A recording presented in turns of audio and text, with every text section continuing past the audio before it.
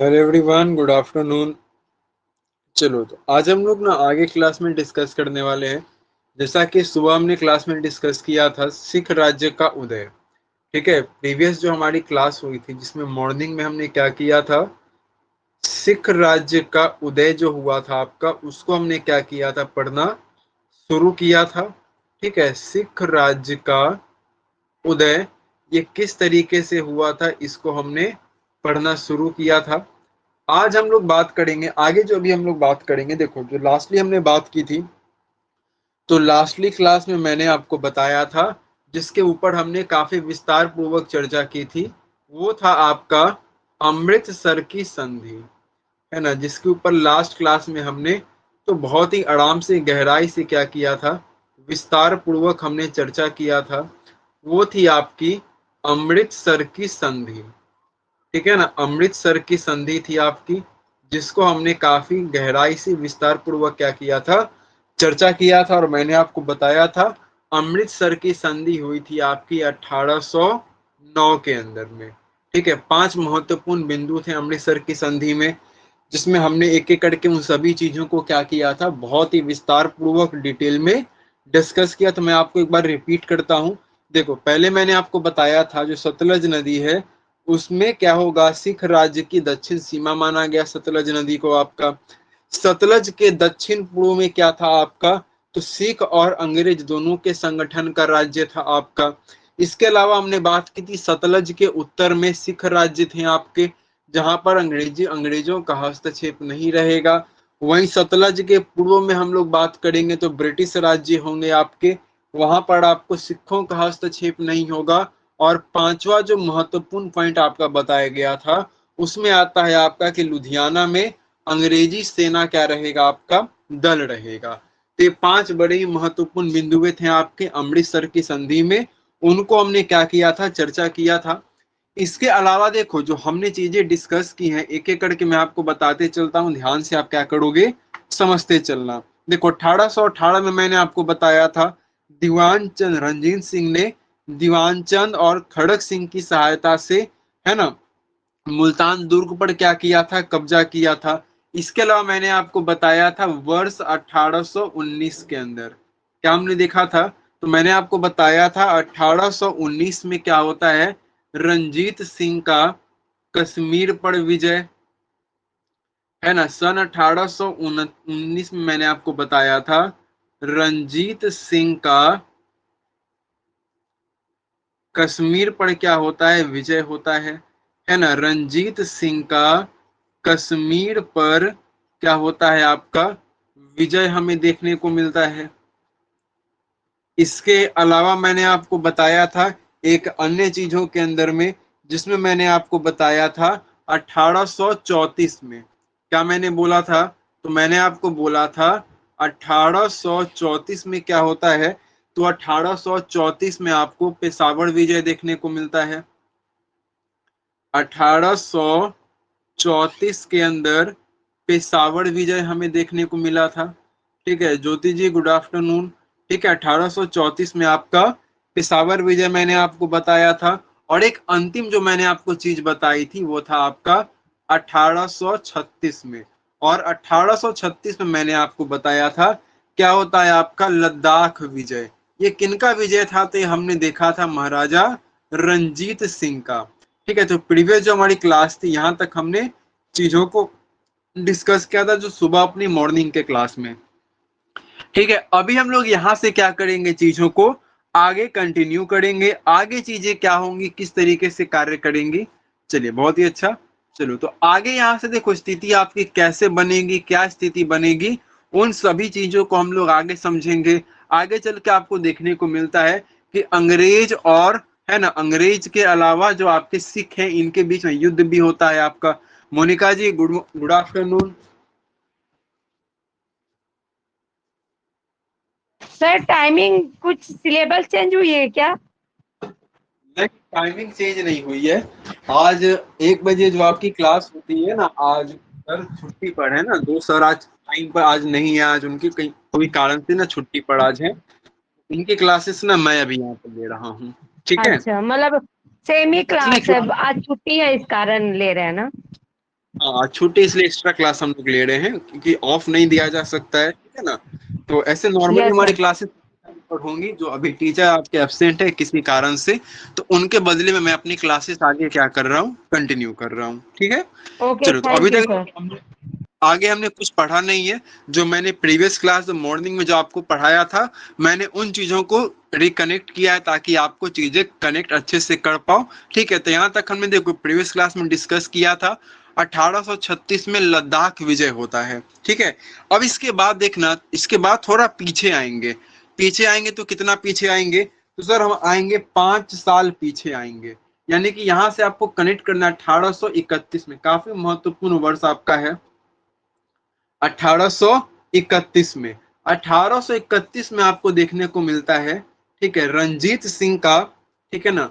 1831 में रंजीत सिंह का, ठीक है, विभूति जी गुड आफ्टरनून, ठीक है। 1831 में रंजीत सिंह का, ठीक है, बलूच प्रदेश पर, ठीक है, बलूच प्रदेश पर क्या होता है, अधिकार, ठीक है ना। बलूच प्रदेश पर इनका क्या हो जाएगा, अधिकार हो जाएगा। और इस बलूच प्रदेश के बारे में हम बात करें तो यहाँ पर एक खास जगह आपको देखने को मिलता है जिसका नाम है आपका शिकारपुर, ठीक है। क्या नाम है इसका, तो शिकारपुर इसका नाम है। इसी जगह पर क्या होता है, इनका कब्जा होता है, ठीक है। शिकारपुर पर कब्जा होता है 1831 में महाराजा रंजीत सिंह का। अब देखो ये काफी महत्वपूर्ण है, और ये महत्वपूर्ण इसीलिए क्योंकि मैंने आपको बताया था प्रीवियस क्लास में, सिंध का इलाका था आपका, तो सिंध का ये व्यापारिक द्वार था, है ना। शिकारपुर के बारे में अगर बात की जाए तो सिंध का क्या था आपका, ये सिंध का आपका व्यापारिक द्वार था, यानी कि पूरी तरह से व्यापार यहाँ से क्या होता था आपका, किया जाता था। तो सिंध का क्या था आपका, ये व्यापारिक द्वार था। और यहाँ पर अगर कब्जा हो रहा है आपके रंजीत सिंह का, इसका मतलब है कि पूरी तरीके से उस क्षेत्र पर क्या हो रहा है, इनका नियंत्रण हो रहा है। हालांकि अंग्रेज ये बिल्कुल नहीं चाह रहे हैं कि आगे इनका क्या हो, नियंत्रण हो। और इनके नियंत्रण को रोकने के लिए ही हमने पिछले क्लास में देखा था कि अमृतसर की आपकी संधि की गई थी। तो यहाँ पर भी एक संधि होती है, ध्यान रखना 1831 के अंदर में ही। कब की बात करेंगे तो ध्यान में रखना, यहाँ से थोड़ा इसको कनेक्ट कर लो, देखो यहाँ से ध्यान रखना है 1831 में ही क्या होता है, ठीक है। 1831 में ही क्या होता है, लॉर्ड विलियम बेंटिक, कौन, लॉर्ड विलियम बेंटिक, इस समय ये क्या थे आपके, गवर्नर जनरल थे, ठीक है ना, लॉर्ड विलियम बेंटिंक, ठीक है, लॉर्ड विलियम बेंटिक इस समय क्या थे, आपके गवर्नर थे। इन्होंने क्या कहा आपका, तो सिंध और पंजाब एरिया में, कहां पर, तो ध्यान में रखना है सिंध और पंजाब एरिया में इन्होंने क्या किया, संधि की, ठीक है। सिंध पंजाब क्षेत्र में कहां पर, तो हमें देखने को मिलता है सिंध और पंजाब क्षेत्र में ये क्या करते हैं, एक संधि करते हैं। और उस संधि का नाम होगा आपका रोपड़ की संधि, ठीक है। कौन सी संधि करते हैं, तो ये संधि करते हैं आपके रोपड़ की संधि, ठीक है। रोपड़ की संधि आपकी की जाती है। और इस रोपड़ की संधि के बारे में हम लोग बात करें तो इस संधि के तहत क्या किया गया, तो ये जो रोपड़ की आपकी संधि की गई, इस संधि के तहत हमने देखा कि सिंध विजय अधिकार रोका गया, है ना। यहाँ पर आप लिख सकते हो रंजीत सिंह का, ठीक है, रंजीत सिंह का,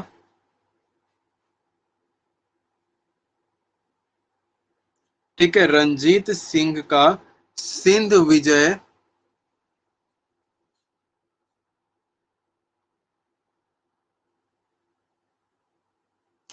ठीक है, सिंध विजय अधिकार, ठीक है, सिंध विजय अधिकार क्या किया गया, इनका रोका गया। तो एक बहुत ही महत्वपूर्ण हो जाता है आपका, ठीक है। पूछ लिया जाएगा आपसे किस संधि द्वारा रंजीत सिंह का सिंध अधिकार रोका गया, सिंध विजय अधिकार आपका रोका गया, तो ध्यान रखना है वो रोपड़ की संधि है, रोपड़ की संधि द्वारा ऐसा किया गया। और इसके बाद देखेंगे तो आगे कुछ घटनाक्रम आपका बढ़ेगा, और 1833 के अंदर, ठीक है, 1833 नहीं 1838 में आएंगे। देखो 1838 के अंदर में कुछ घटनाक्रम हो रहा है, और 1838 में हमें देखने को मिलता है कि सिंध में अंग्रेज क्या कहते हैं, अपना एक रेजिडेंट बनाते हैं, ठीक है ना। 1838 में सिंध में, ठीक है, 1838 में सिंध में अंग्रेजों का क्या आता है, रेजिडेंट आता है, ठीक है ना, अंग्रेजों का,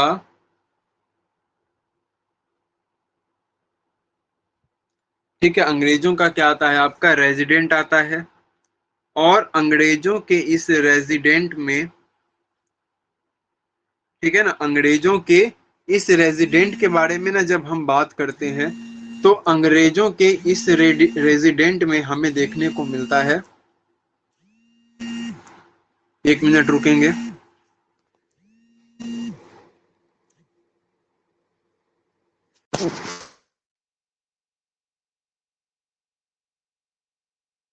आवाज वगैरह आप क्लियर है, आ रही है आवाज, एक बार बताना पहले, ठीक है, आवाज वगैरह एक बार कंफर्म कर दीजिएगा। चलिए आ रही है, चलो। तो 1838 में क्या होता है ना, सिंध में अंग्रेज अपना एक रेजिडेंट बना देते हैं, और रेजिडेंट इसीलिए बनाते हैं ना ताकि संधि तोड़ी ना जा सके, ठीक है, क्योंकि सिख लगातार क्या कर रहे हैं, अपना क्षेत्र को बढ़ा रहे हैं, तो इनके क्षेत्र बढ़ाने के साथ में ये आह्वान दिया गया ना, ताकि कहीं ना कहीं अंग्रेज के, सॉरी, सिख क्या कर सके, तो सिख अपना किसी भी प्रकार से क्या कर सके, क्षेत्र को और बड़ा न कर सके और नहीं बढ़ा सके। इसी के तहत क्या किया गया है आपका, तो हमने देखा अंग्रेजों ने अपना एक रेजिडेंट बनाया 1838 के अंदर में। लेकिन अब देखो किसी भी तरीके से ना महाराजा रंजीत सिंह जो हमारे थे, वो भी कहीं ना कहीं संधि को नहीं तोड़ना चाहते थे, और वो संधि को कायम रखते हैं। लेकिन अगले वर्ष यानी कि 1839 के अंदर में हमें देखने को मिलता है, ठीक है, 1839 में क्या होता है, रंजीत सिंह की मृत्यु हो जाती है, ठीक है, 1839 में रंजीत सिंह की हमें मृत्यु देखने को मिलती है, ठीक है, रंजीत सिंह की क्या हो जाती है, आपकी मृत्यु हो जाती है। और एक बहुत बड़ा मतलब, एक तरह से आप कहो कि इनकी मृत्यु के साथ ही जो सिखों का ना सिंध क्षेत्र पर क्या था, कब्जा का सपना था, वो कहीं ना कहीं क्या होता है आपका, खत्म हो जाता है, ठीक है। तो 1839 में क्या होता है आपका, तो हमने देखा था रंजीत सिंह की मृत्यु हो जाती है। इसके अलावा एक महत्वपूर्ण पॉइंट आपको यहां से समझना है, और आपको यहां पर जानना है, ठीक है, किसके बारे में, तो हमें यहां पर जानना है अंग्रेज सिख का संबंध, ठीक है, अंग्रेज, ठीक है, अंग्रेज सिख संबंध हमें जानना है, ठीक है ना, अंग्रेज सिख संबंध। अब देखो इनके संबंधों के बारे में अगर बात करें, तो ध्यान में रखना है आपको, कुल दो इनके बीच में क्या होता है, युद्ध होता है। इनके बीच में हमें कुल दो क्या देखने को मिलते हैं, युद्ध देखने को मिलते हैं, अंग्रेज और सिखों के बीच में। प्रश्न बनेगा अंग्रेज और सिखों के बीच में कितने युद्ध होते हैं, तो अंग्रेज और सिखों के बीच में दो युद्ध हमें देखने को मिलते हैं, प्रथम आंग्ल मैसूर युद्ध और द्वितीय आंग्ल मैसूर युद्ध। अब इन युद्धों को थोड़ा हम लोग क्या करेंगे, विस्तार पूर्वक समझेंगे। देखो सबसे पहले हम लोग बात करेंगे प्रथम आंग्ल मैसूर युद्ध के बारे में, ठीक है, सबसे पहले हम बात करेंगे प्रथम आंग्ल मैसूर युद्ध के बारे में, ठीक है, प्रथम आंग्ल मैसूर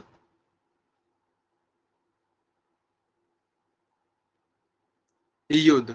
तो पॉइंट बनेगा आपसे कि सर जो प्रथम आंग्ल मैसूर युद्ध हुआ, सबसे पहले तो हमें जानना है ये कब से कब तक हुआ। तो इसका ईयर याद रखना है आपको, वर्ष 1843 से आपका 1849 तक होता है, ये युद्ध होता है आपका इस समय तक, ठीक है, ये युद्ध आपका चलेगा। अच्छा ये युद्ध आपका, सॉरी थोड़ा सा करेक्शन कर लेना, ये युद्ध आपका होगा 1845 में, ठीक है, 1845 से 1846 तक, ठीक है, 1845 से 1846 में युद्ध होगा। अब इस युद्ध के ऊपर हम ना थोड़ा चर्चा करेंगे विस्तार से। इससे पहले हमने अब तक जो चीजें पढ़ी है मैं आपको एक बार रिकॉल करवा देता हूँ। देखो, ये तो हमने प्रीवियस क्लास का रिकॉल किया था, मैंने रिवाइज करवाया था आपको। इसके अलावा मैंने जो आगे बताया था, मैंने आपको बताया था 1831 में रणजीत सिंह का बलूच प्रदेश पर अधिकार होता है, कब्जा होता है। शिकारपुर के क्षेत्र पर क्या कर लेते हैं, तो शिकारपुर के क्षेत्र पर ये कब्जा कर लेते हैं। और शिकारपुर का क्षेत्र महत्वपूर्ण इसीलिए है क्योंकि सिंध का ये व्यापारिक द्वार था। और इसी वर्ष, क्योंकि अंग्रेजों को अब पता चल रहा है कि हर जगह पर क्या कर रहे हैं, अपने आप को ये विस्तार करते जा रहे हैं, अपना क्षेत्र बढ़ाते जा रहे हैं, तो इनके क्षेत्र विस्तार को रोकने के लिए 1831 में ही लॉर्ड विलियम बेंटिक ने सिंध पंजाब क्षेत्र में रोपड़ की संधि लागू की, रोपड़ की संधि की। और उस संधि के तहत रंजीत सिंह का सिंध विजयाधिकार क्या किया गया, आपका रोका गया। फिर हमने देखा 1838 में सिंध में अंग्रेजों ने अपना एक रेजिडेंट बनाया। और ठीक अगले वर्ष यानी कि 1839 में रंजीत सिंह की मृत्यु हो जाती है। ठीक है, तो यहाँ तक हमने चीजों को क्लियर किया है, समझा है। पहले आप लोग एक बार बताना यहाँ तक में सबको क्लियर है। फिर आगे हम लोग प्रथम आंग्ल, अच्छा मैसूर लिख दिया मैंने ना, प्रथम आंग्ल यहाँ पर सिख लिख लेना आप लोग, ठीक है ना, मैसूर गलती से लिख दिया है, यहाँ पर आप सिख कर लो। ठीक है, तो यहाँ तक मैं क्लियर है, सभी को बताना। फिर आगे हम लोग क्या करेंगे, कवर करेंगे। चलिए क्लियर है, चलिए बहुत अच्छा। अब देखो आगे बात करेंगे ना प्रथम आंग्ल सिख युद्ध के बारे में, जो कि आपका 1845 से कब तक चला, आपका 46 तक चला। अब यहाँ पर समझना, इस समय ना पंजाब क्षेत्र में सर शासन किसका चल रहा था, तो यहाँ पर जो शासन चल रहा था आपका पंजाब क्षेत्र में, वो चल रहा था हमारे महाराजा दिलीप सिंह का। किनका शासन चल रहा था आपके, तो यहाँ पर आपको शासन देखने को मिलता है महाराजा दिलीप सिंह का।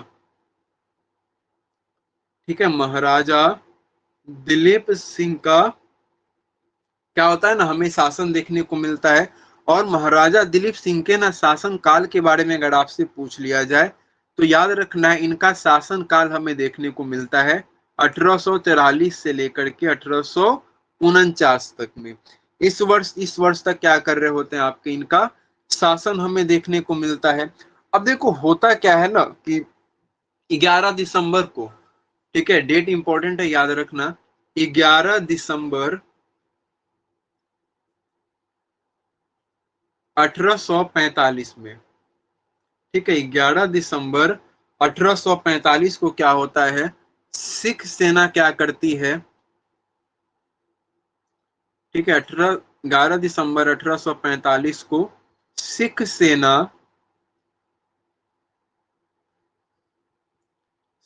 सेना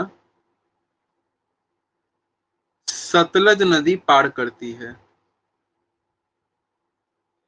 ठीक है, सिख सेना सतलज नदी पार कर गई, सतलज नदी पार कर गई। और यही क्या बनता है, आपके युद्ध का कारण बनता है। अब आप पूछोगे सर युद्ध का कारण क्यों बन गया, जो प्रीवियस क्लास हमने डिस्कस किया था, जहां पर मैंने आपको पढ़ाया था, ठीक है, संधि के बारे में, लाहौर की संधि में। तो लाहौर की संधि जब आपकी हुई थी तो वहां पर मैं अमृतसर की जो संधि मैंने आपको पढ़ाई थी, वहां पर मैंने आपको बढ़ाया था कि जो दक्षिणी सीमा बना दिया गया आपके सतलज नदी को, यानी कि आप सतलज नदी किसी भी तरीके से क्या कर सकते हो, पार नहीं कर सकते। संधि में इस बात का जिक्र आपका किया गया था। और जब सिख सेना क्या करती है, इस नदी को पार करती है, तो कहीं ना कहीं क्या होता है, संधि आपका माना जाता है अंग्रेजों द्वारा कि उन्होंने, सिखों ने क्या किया है, संधि को आपका तोड़ा है। और इसके ठीक 2 दिन के बाद में, ठीक है, इसके ठीक 2 दिन के बाद, यानी कि हम यहाँ पर बात करेंगे 13 दिसंबर की। ठीक है, कब हम बात करेंगे, 13 दिसंबर 1845 को। ठीक है ना, कब की बात करेंगे, तो 13 दिसंबर 1845 को यहाँ पर अंग्रेज क्या करते हैं, लड़ाई करने को तैयार होते हैं। वो भी लड़ाई के लिए साथ आगे आ जाते हैं। और यहाँ पर जो लड़ाई के लिए आगे आते हैं वो कौन आता है आपका, तो ह्यूगोफ आता है आपका। कौन, तो ह्यूगोफ ठीक है, नाम याद रखना। ह्यूगोस जो होता है वो लड़ता है आपका किसके नेतृत्व में, तो ध्यान रखना ये नेतृत्व कौन कर रहा था आपका, तो इस समय जो हमारे गवर्नर जनरल थे उनका नाम था आपका लॉर्ड हार्डिंग। कौन थे, तो इस समय जो गवर्नर जनरल थे उनका नाम था आपका लॉर्ड हार्डिंग थे। इन्हीं के नेतृत्व में क्या होता है, तो हमने देखा आपका कि इन्हीं के नेतृत्व में क्या होता है, युद्ध होता है आपका, लड़ाई वगैरह यहाँ पर जारी होती है। लेकिन कहीं ना कहीं हमें देखा आपका कि जो सेनापति सिख के हैं आपके, यानी कि अगर हम लोग कह लें महाराजा दिलीप सिंह के जो सेनापति होते हैं वो कहीं ना कहीं क्या करते हैं, विश्वासघात करते हैं, जिसकी जिसके कारण हमने देखा कि अंग्रेज यहाँ पर जीतते हैं। तो ध्यान में रखना यहाँ पर जो सेनापति थे,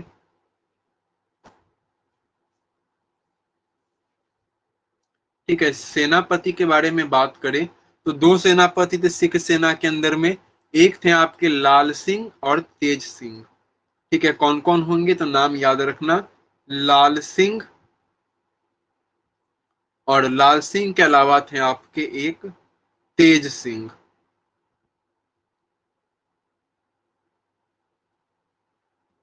ठीक है, तो लाल सिंह तेज सिंह ने कहीं ना कहीं क्या किया आपका, तो इन दोनों ने क्या किया यहाँ पर, धोखा दिया। सिंपल आप कह सकते हो विश्वासघात किया, धोखा दिया, जो भी आपको लिखना लिख सकते हो। तो सिंपल यहाँ पर लिख देता हूं मैं, धोखा दिया। और इनके कारण ही क्या होता है, धोखा देते हैं, जिस कारण से हमने देखा कि अंग्रेजों ने लाहौर पर कब्जा कर लिया। ठीक है ना, अंग्रेजों ने क्या किया, तो अंग्रेजों ने, ठीक है, अंग्रेजों ने लाहौर पर,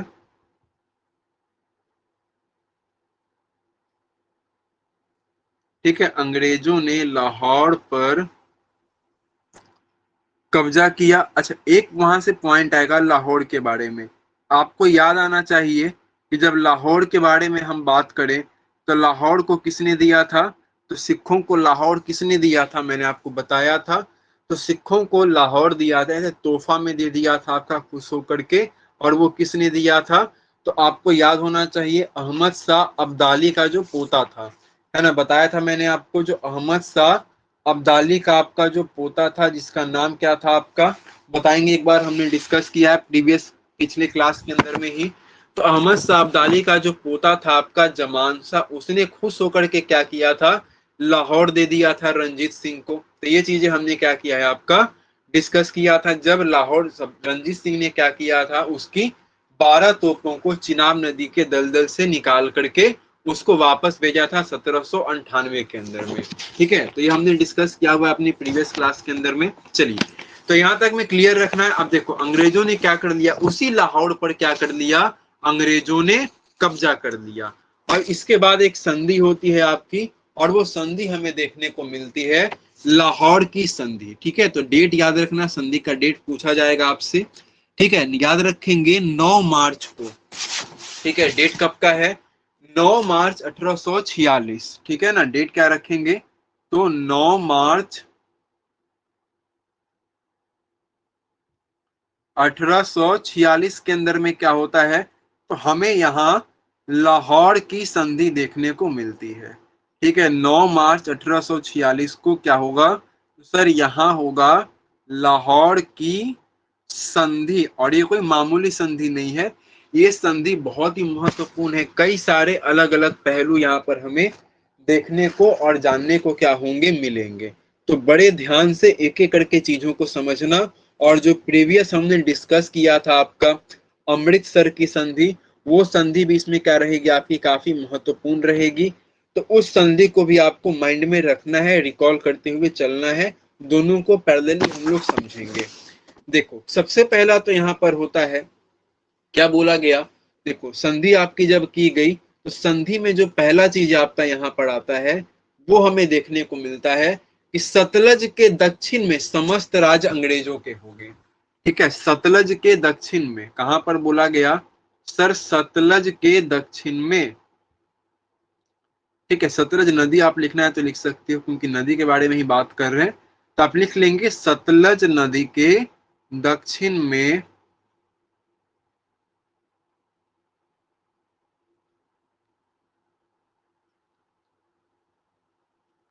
ठीक है, सतलज नदी के दक्षिण में क्या हो गया आपका, तो सतलज नदी के दक्षिण में समस्त राज्य, ठीक है, समस्त राज्य किसके होंगे, आपके अंग्रेजों के। ठीक है ना, समस्त राज्य किसके हो जाएंगे अब, अंग्रेजों के हो जाएंगे। जो कि पहले क्या था, तो हमने देखा था सर, जब अमृतसर की संधि हुई थी तो उस समय क्या था आपका, उस समय ये जो दक्षिण के जो राज्य थे वो संयुक्त थे आपके, मतलब वहां पर सिखों का भी नियंत्रण होगा और सिखों के साथ साथ अंग्रेजों का भी नियंत्रण होगा। लेकिन ये हार गए, तो लाहौर की संधि में बोल दिया गया कि भैया सतलज नदी के दक्षिण में जितने भी समस्त राज्य होंगे वो सभी के सभी किसके होंगे, अंग्रेजों के होंगे। तो ये पहला संधि के अंदर में इंपॉर्टेंट चीज आता है। दूसरा देखो क्या है, तो दूसरा जो इंपॉर्टेंट चीज यहाँ आपको जानने को देखने को मिलेगा, इसके अंदर बोला गया आपका भाई युद्ध में अगर आप हारे हो, क्योंकि सिख युद्ध में क्या हुए हैं, हारे हुए हैं, तो अगर ये युद्ध में हार रहे हैं तो यहाँ पर एक समस्त बिंदु में एक पॉइंट कहा गया और इनके लिए बोला गया भैया युद्ध में अगर आप हार रहे हो तो आपको हर्जाना देना पड़ेगा। इनको बोला गया 1.5 करोड़ का हर्जाना देना पड़ेगा। कितना, 1.5 करोड़ का हर्जाना देना होगा। ठीक है, 1.5 करोड़ का, ठीक है, 1.5 करोड़ का हर्जाना देना होगा। ठीक है, हर्जाना कह लो, मुआवजा कह लो, ठीक है ना, एक ही चीज हो जाएगा आपका, हर्जाना देना होगा। लेकिन यहां पर एक दिक्कत आ गई, जब हर्जाना देने की बात कही ना, तो हर्जाना देने की बात आ गई भैया दिक्कत, क्यों, क्योंकि सिखों के पास इतना पैसा था ही नहीं। एक निर्णय लिया गया और निर्णय लेकर भैया देखो पैसा तो है नहीं, लेकिन हर्जाना भी भरना पड़ेगा क्योंकि युद्ध में हमारी हार हुई है। तो फैसला किया गया कि व्यास नदी से लेकर के, यहां से ध्यान रखना, फैसला एक किया गया आपका कि व्यास नदी से लेकर, व्यास नदी से सिंधु नदी,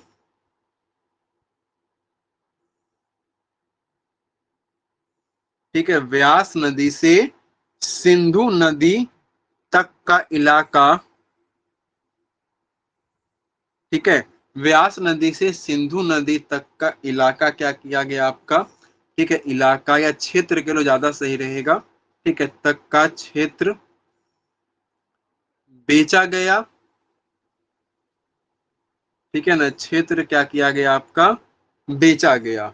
और पॉइंट आएगा सर बेचा कितने में गया, तो ध्यान रखना 1 करोड़ में बेचा गया। कितने में बेचा गया, बेचा गया 1 करोड़ में, है ना, 1 करोड़ में बेचा गया। और किसको बेचा गया था, तो ये भी ध्यान रखना 1 करोड़ में गुलाब सिंह को, किसको, 1 करोड़ में गुलाब सिंह को, ठीक है ना, गुलाब सिंह को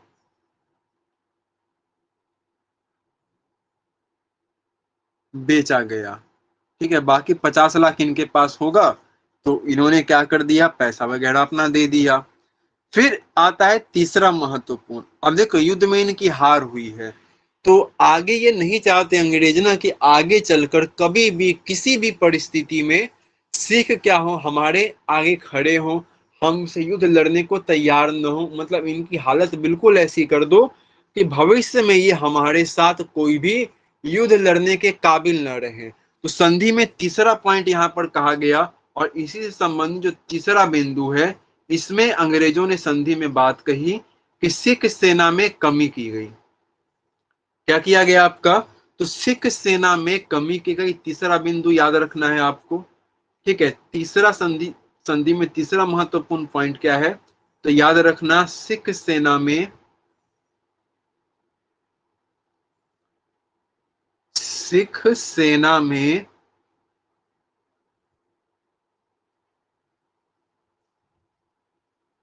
कमी की गई। ठीक है, सिख सेना में कमी की गई। अब कमी जो की गई सर, क्या कमी की गई, जरा इसको भी समझ लेते हैं। देखो कमी इस तरह से की गई, इनको बोला गया कि अब आप केवल और केवल क्या कर सकते हो, केवल सेना में अपनी आप केवल कितना रख सकते हो, 20,000 सैनिक। ठीक है ना, 20,000, केवल 20,000 आप पैदल सैनिक रखोगे, है ना, केवल 20,000 पैदल सैनिक, और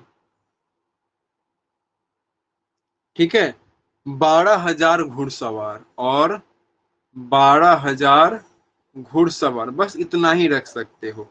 और अंग्रेजों के तुलना में, अंग्रेजों के मुकाबले की जो सेना थी वो बहुत ही कम थी, बहुत ही कमजोर सेना थी। और ये ऐसी सेना थी जो कि अंग्रेजों से युद्ध क्या कर सकती थी, लड़ नहीं सकती थी। और अंग्रेजों की मंशा भी क्या थी, यही थी कि सिखों की सेना को इतना कमजोर कर दिया जाए कि वो आगे हमसे किसी भी तरीके से कोई भी युद्ध न लड़ पाए। तो ये क्लियर रखना है यहाँ तक मैं आपको। चलिए, तो क्लियर है यहाँ तक में, एक बार बता देना सब लोग। ठीक है, यहाँ तक में सबको क्लियर है, एक बार बता दीजिएगा पहले। अगर किसी के कुछ प्रश्न है, कुछ क्वेश्चन है यहाँ तक में, तो बताना आप लोग एक बार। ठीक है, यहाँ तक में अगर किन्हीं के कुछ प्रश्न है, कहीं पर कुछ डाउट वगैरह है, तो आप लोग एक बार बताएंगे मुझे। नहीं, क्लियर है, बाकी आप लोग बताना। मोनिका जी, विभूति जी, आप लोगों को क्लियर है?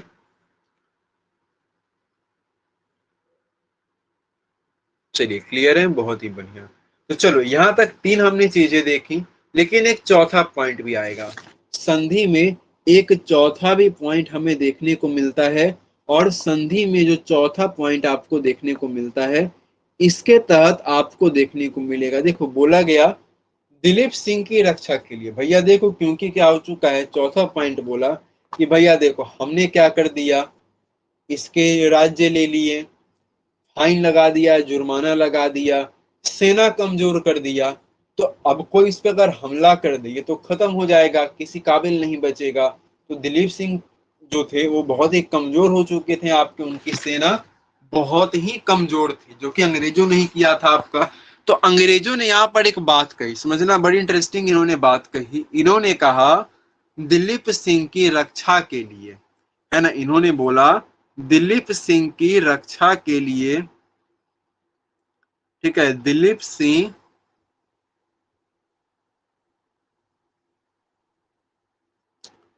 की रक्षा के लिए,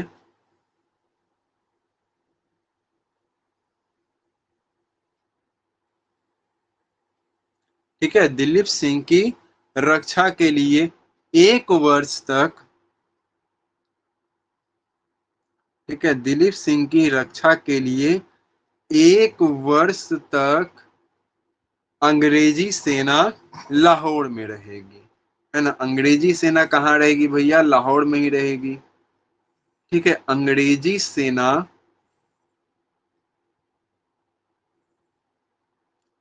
लाहौर में रहेगी, ठीक है ना, अंग्रेजी सेना लाहौर में रहेगी। अब देखो, सुन के लगेगा ना कि सर कितना अच्छे अंग्रेज हैं, है ना, दिलीप सिंह की कितनी चिंता कर रहे हैं। तो ये चिंता दिलीप सिंह की नहीं कर रहे हैं, इनको अपनी चिंता है। क्योंकि देखो, अगर इनको दिलीप सिंह की चिंता होती तो इस तरह की संधि उन पर नहीं थोपते आपके, या इस तरह की संधि नहीं करते। देखो, इनकी चिंता दरअसल अंग्रेजों की न इस बात को लेकर के है कि छोटे मोटे जो यहाँ पर विद्रोह होंगे हमारे खिलाफ में, तो यहाँ पर अगर हम लोग रहेंगे ना, तो हम उन विद्रोह को भी क्या कर पाएंगे, शांत कर पाएंगे, हम उन विद्रोह को भी दबा देंगे। तो इनकी ये मंशा थी। और इसी में एक इन्होंने पॉइंट कहा, चौथे पॉइंट में अगर आप देखेंगे तो इसमें इन्होंने एक और पॉइंट कहा, पंजाब में अंग्रेजी सेना को आने की अनुमति होगी। क्या बोला इन्होंने, पंजाब में, पांचवा पॉइंट आप लिख सकते हो, लिखना चाहो इसके अंदर में, तो पंजाब में,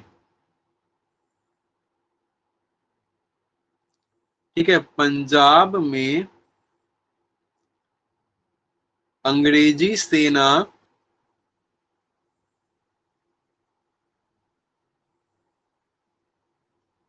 ठीक है, पंजाब में अंग्रेजी सेना को आने की अनुमति होगी। ठीक है, आने की क्या होगी, तो अंग्रेजी सेना को पंजाब में आने की अनुमति होगी। और इस अनुमति होगी से कहने का मतलब है कि अंग्रेजी सेना जब चाहे वो पंजाब में आ सकते हैं, जब उनकी मर्जी होगी वो पंजाब में क्या करेंगे, आपके आ जा सकते हैं, किसी प्रकार का कोई उनको रोकेगा नहीं। अब इसी में आगे देखना, यहीं पर एक आएगा आपका ब्रिटिश रेजिडेंट आता है, जिसका नाम हमें देखने को मिलेगा हेनरी लॉरेंस। ठीक, और यहीं पर एक अपना क्या करते हैं, रेजिडेंट नियुक्त करते हैं, और इनके रेजिडेंट का नाम होता है हेनरी लॉरेंस। ठीक है, कौन होते हैं, हेनरी लॉरेंस होते हैं। और इस हेनरी लॉरेंस के बारे में याद रखना है आपको कि ये जो हेनरी लॉरेंस होता है, ये ब्रिटिश रेजिडेंट के तौर पर क्या रहेगा, लाहौर में रहेगा। ये क्या करेगा, ब्रिटिश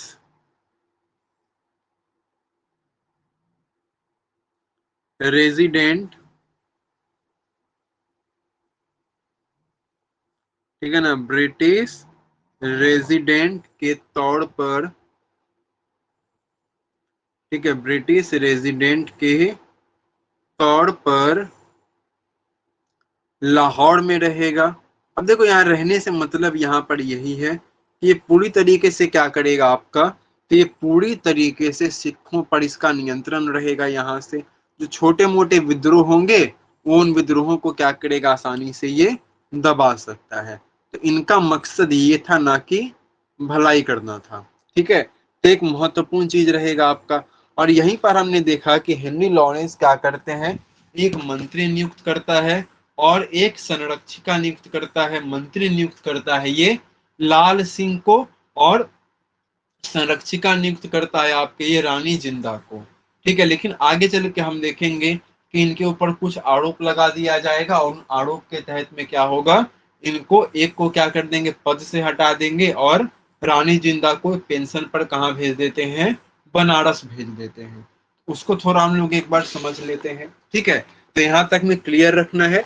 चलिए आगे हम लोग बात करेंगे, जो हेनरी लॉरेंस होगा ये देखो क्या करता है।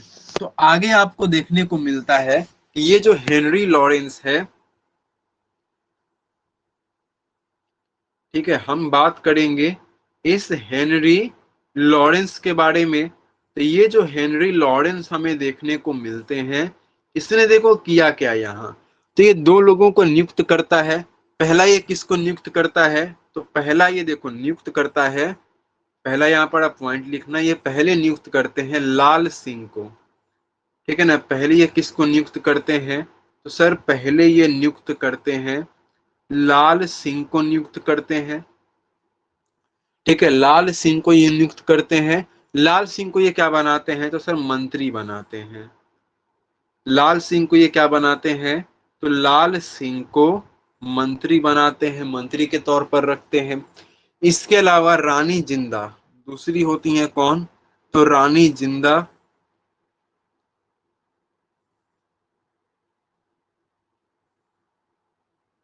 ठीक है, रानी जिंदा ये क्या होती हैं, तो ये राजमाता कह लो, संरक्षिका कह लो, इनको बनाया जाता है। राजमाता ज्यादा सही रहेगा, या फिर आप संरक्षिका भी कह सकते हो।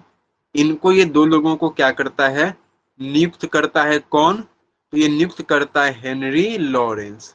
ठीक है ना, क्या ही नियुक्त करता है, तो लाल सिंह को मंत्री अपना नियुक्त करता है, और रानी जिंदा को वहां का अपना ये क्या करेगा, राजमाता संरक्षिका वहां पर नियुक्त करता है। और इन दोनों के जरिए कहीं ना कहीं क्या कर रहा है, वो पूरे क्षेत्र पर अपना वो नियंत्रण करता है।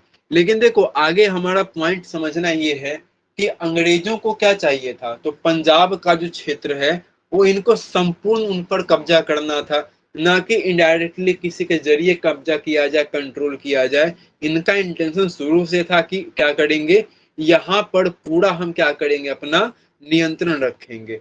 तो आगे चल के हमने देखा कि इनके ऊपर ये क्या करता है, आरोप लगाता है।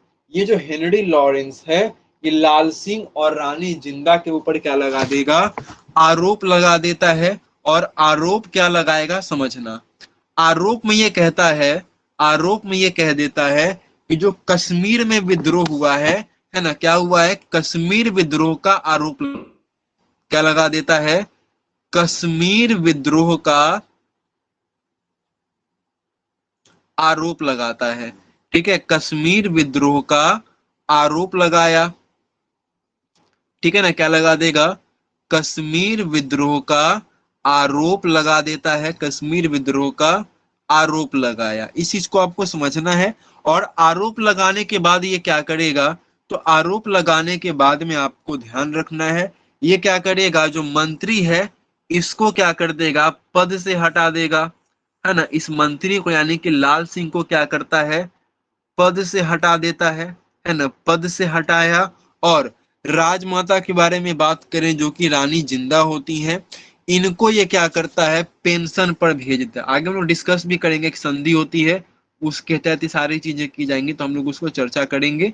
इनको कहां पर, तो इनको आपका ना पेंशन पर ये भेज देता है। ठीक है, तो यहां तक में क्लियर रखना है। और इसी के बाद में क्या होता है, एक भैरोवाल की संधि आपको देखने को मिलती है। तो क्लियर है, पहले यहां तक एक बार बताओ, यहां तक एक बार क्लियर है, बताएंगे। फिर आगे हम लोग अंतिम आज के इस क्लास में भैरोवाल की संधि के बारे में जिक्र करेंगे। ठीक है, चलिए एक बार सब लोग पहले बता देना यहां तक में क्लियर है या नहीं, फिर आगे हम लोग भैरोवाल की संधि के बारे में चर्चा करते हैं। ठीक है, बता देंगे मोनिका जी, एक बार क्लियर है आपको, ठीक है ना, मोनिका जी बता देना क्लियर है। चलिए आगे हम लोग आएंगे, आप देखो बात करेंगे हम लोग भैरोवाल संधि के बारे में। ठीक है, भैरोवाल की संधि, ये संधि महत्वपूर्ण है। तीन इसमें बिंदु हमें देखने को मिलेंगे, उन्हीं बिंदु के ऊपर हम लोग क्या करेंगे, चर्चा करेंगे। और तीन ही है जो कि काफी महत्वपूर्ण बिंदु है। ठीक है, तो पहले आपको तो ध्यान रखना है भैरोवाल की संधि के बारे में। ठीक है, सबसे पहले हम बात करेंगे भैरोवाल की संधि। ठीक है, भैरोवाल की संधि के बारे में। देखो संधि का पहले आपको ना डेट पूछा जाता है, तो आपको याद रखना है, जब भैरोवाल की संधि के बारे में आपसे प्रश्न बने तो आपको याद रखना है, सर भैरोवाल की संधि हुआ था 22 दिसंबर को। कब हुआ था, तो भैरोवाल की संधि हुई थी आपके 22 दिसंबर 1846 को। कब हुई थी, 22 दिसंबर 1846 को हमें भैरोवाल की संधि देखने को मिलती है। अब इस संधि में तीन बड़े महत्वपूर्ण बिंदु हैं। पहला तो आपको या जो सबसे महत्वपूर्ण आपका है, इसमें ध्यान रखना है पंजाब शासन हेतु। देखो पहला सबसे महत्वपूर्ण आपका है, इसमें देखो कहा गया पंजाब शासन हेतु।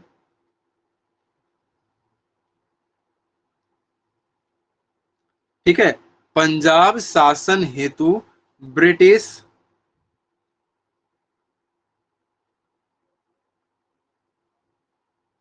ठीक है, पंजाब शासन हेतु ब्रिटिश समर्थक, ठीक है, पंजाब शासन हेतु ब्रिटिश समर्थक 8 सिखों का एक क्या बनेगा, परिषद बनाया। है ना, पंजाब शासन हेतु ब्रिटिश समर्थक ने, ठीक है, 8 सिखों का,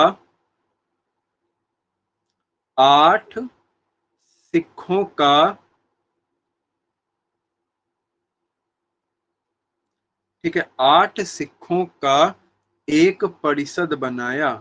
ठीक है, 8 सिखों का एक परिषद बनाया, परिषद बनाया। अब यहां से दो तीन बातें समझना। देखो 8 सिखों का एक परिषद बनाया गया है, लेकिन देखो 8 सिखों का भले परिषद बनाया गया है, 8 इसमें सिख हैं, लेकिन ये जो परिषद बनाया गया है, इस परिषद का अध्यक्ष कौन है, तो ध्यान रखना, इस परिषद का अध्यक्ष कौन होगा, इस परिषद का अध्यक्ष रहेंगे कोई और नहीं बल्कि हमारे हेनरी लॉरेंस ही रहेंगे।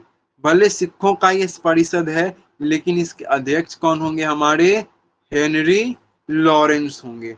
यानी कि यहाँ पर भी आपको क्या देखने को मिलता है, तो यहाँ पर भी आपको अंग्रेजों का क्या देखने को मिलता है, नियंत्रण देखने को मिलता है। ठीक है, तो इसको ध्यान में रखना है। अच्छा, ये जो परिषद बनाई गई थी संरक्षण के लिए बनाई गई थी। ये जो परिषद का निर्माण किया गया था, इसलिए निर्माण किया गया था ताकि संरक्षण दिया जा सके। किसको? तो संरक्षण दिया जा सके किसको? हमारे दिलीप सिंह को। किसको संरक्षण देने की ये बनाया गया था?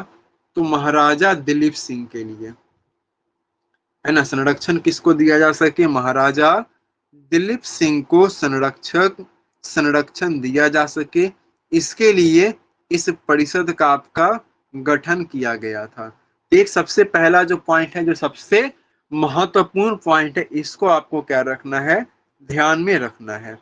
इसके अलावा हमें देखने को मिलता है एक अंग्रेजी सेना, एक अस्थाई अंग्रेजी सेना क्या होगी आपकी? लाहौर में रहेगी। दूसरा बिंदु क्या बोला गया? एक अस्थाई,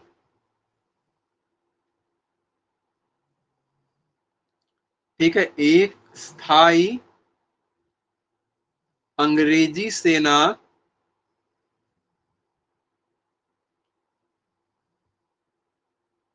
ठीक है, एक अस्थाई अंग्रेजी सेना लाहौर में रहेगी। ठीक है, कहां पर रहेगी? तो लाहौर में,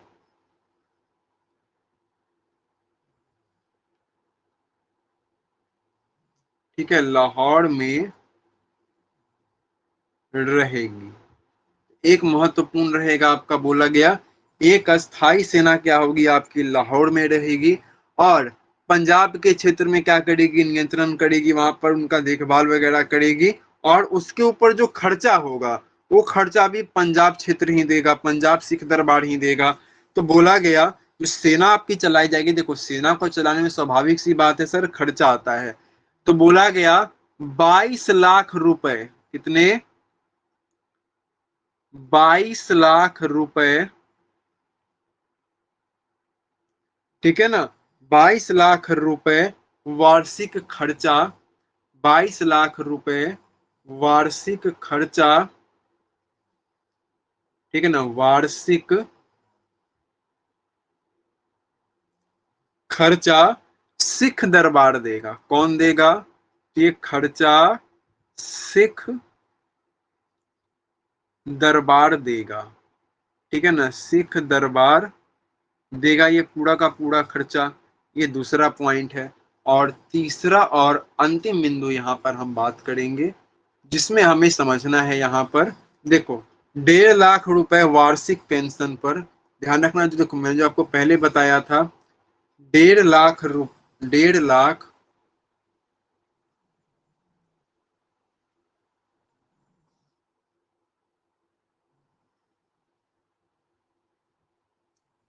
वार्षिक पेंशन पर, वार्षिक पेंशन पर राजमाता,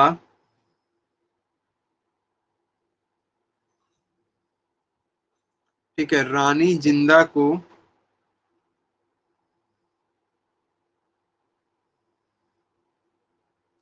ठीक है, 1.5 लाख रुपए वार्षिक पेंशन पर राजमाता रानी जिंदा को बनारस भेज दिया गया। ठीक है, कहां भेज दिया गया? तो बनारस भेज दिया गया।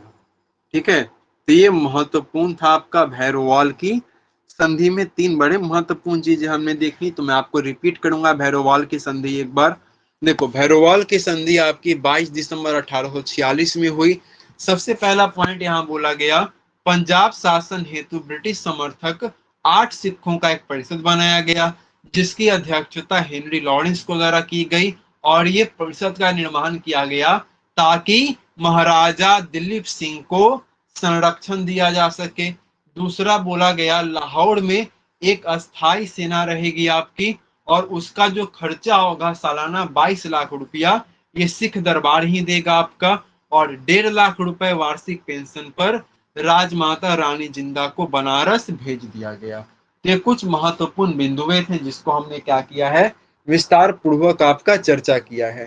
तो ये था हमारा प्रथम आंग्ल सिख युद्ध आपका, जो कि हमने देखा। उसके बाद क्या क्या कंडीशन होती है उनको हमने समझा। इसके अलावा जो हमारी कल की क्लास होगी, जो मॉर्निंग में होगी, है ना, उसमें हम लोग क्या करेंगे, द्वितीय आंग्ल सिख को क्या करेंगे, डिटेल में हम लोग पढ़ेंगे। ठीक है ना, द्वितीय आंग्ल सिख युद्ध जो होगा आपका, उसे हम लोग क्या करेंगे, तो बहुत ही विस्तार पूर्वक डिटेल में क्या करेंगे, कवर करेंगे। तो यहां तक हम लोग क्लियर है आपको बताना। जो हमने आज मॉर्निंग में जो क्लास की है और जो अभी हमने क्लास ली है, जिसमें हमने सिख राज्य के उदय के बारे में पढ़ा है, अब तक में जो भी चीजें हमने पढ़ी है वहां तक में सबको क्लियर है। अगर कहीं पर किसी के कुछ डाउट है, कहीं पर किसी के कुछ प्रश्न या क्वेश्चन बनते हैं, तो आप एक बार बताएंगे मुझे। चलिए, मोनिका जी बोल रहे हैं क्लियर है, चलिए बहुत अच्छा। बाकी लोग बताना क्लियर है यहां तक में आप लोगों को भी। चलिए क्लियर है, बहुत ही अच्छा। ज्योति जी बताना क्लियर है आपको, कुछ पूछना तो नहीं है।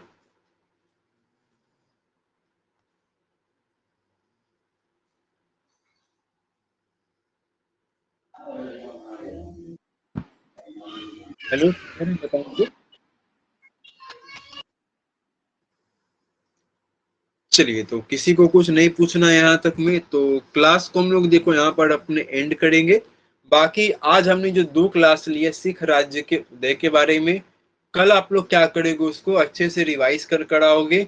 कल हमारी अंतिम क्लास होगी सिख राज्य के बारे में। फिर आगे हम लोग क्या करेंगे, अन्य बात करेंगे हम लोग, आपके मराठा वगैरह के बारे में हम लोग क्या करेंगे, तो डिटेल में हम लोग डिस्कस करेंगे। ठीक है, तो आज को क्लास हम लोग यहीं पर अपने एंड करते हैं। बाकी अगर आपके कुछ क्वेश्चन होंगे, क्यूरीज होंगे, तो आप हमें बता देना। ठीक है, तो इसके साथ ही हम लोग सेशन को अपने एंड करते हैं। बाकी क्लास आपको कैसी लगी एक बार जरूर से क्या करना बताना।